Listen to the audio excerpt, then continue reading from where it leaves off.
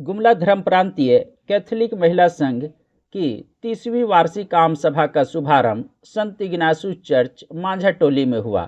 आम सभा में गुमला धर्म प्रांत के 8 विकारियट के 39 पल्ली के महिलाएं भाग ली। मुख्य अतिथि गुमला के बिशप लिनुस पिंगल एक्का थे। उन्होंने आम सभा का शुभारंभ संत पापा के झंडोत्तोलन कर किया।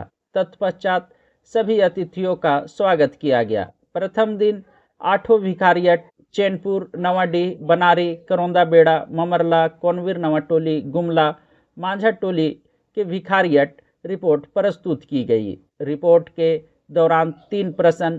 पहला, गुमला धर्म प्रांत कैथोलिक महिला संघ के सदस्य होने के नाते आज आपका क्या योगदान होगा जो कल की माताओं को भविष्य में शक्ति प्रदान करेगा।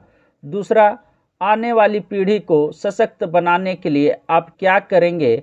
व तीसरी, गुमला धर्म प्रांत की महिलाएं आने वाली आदिवासी अस्तित्व की रक्षा के लिए सामाजिक, राजनीतिक व आर्थिक तौर पर कौन सा कदम उठाएंगी। इस पर चर्चा करते हुए इसका समाधान प्रस्तुत किया गया। समाज के कल्याण पर भी चर्चा की गई।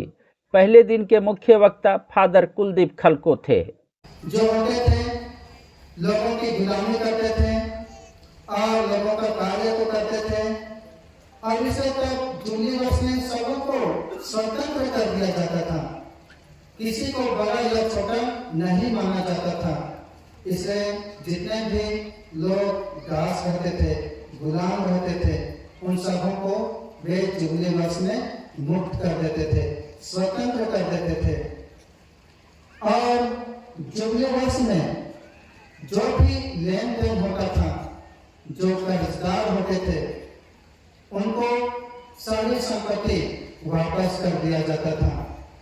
कोई कोई अपने जमीनों को दूसरों के लिए दे देते थे या तो फिर अपने संपत्ति को बेच दिया करते थे। वैसे लोगों को उनकी संपत्ति वापस दे दिया जाता था और इसमें समानता की भावना को दर्शाया जाता था। इसलिए जो भी गुलाम होते थे और दूसरों की संपत्ति को सौंप दिया करते थे, उन सभी को वे लोग वापस कर देते थे। फिर जुबली वर्ष में यहूदी लोग कृषि में विश्राम किया करते थे, मतलब खेतों में काम नहीं करते थे। वे खेतों को आराम देते थे क्योंकि उनका मानना था कि जुबली वर्ष में वे खेत को आराम देने से आने वाला साल अधिक पैदावार होगा। प्रभातखबर.com, विश्वास वही, रफ्तार नहीं।